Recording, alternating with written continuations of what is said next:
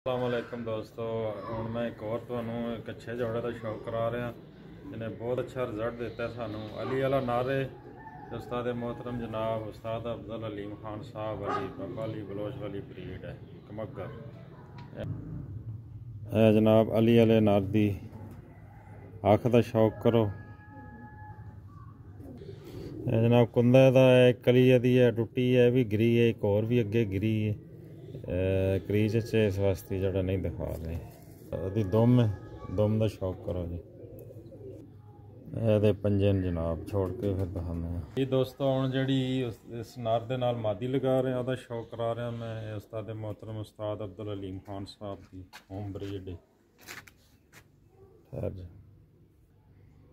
उस मादी की अख का शौक करो जी अच्छा रिजल्ट दिता इसने इस मादी का जनाब कुंदा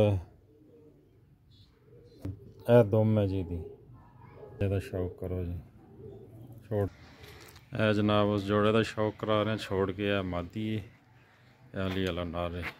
कमगर मादी अली अला नारे तो वह मादी है वीडियो नहीं सही बनवा रही जनाब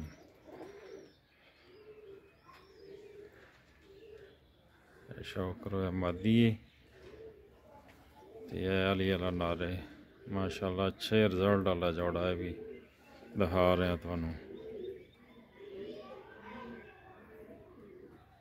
जी दोस्तों हुण जिस जोड़े का शौक कराया उम्मीद है तुहानू पसंद आएगा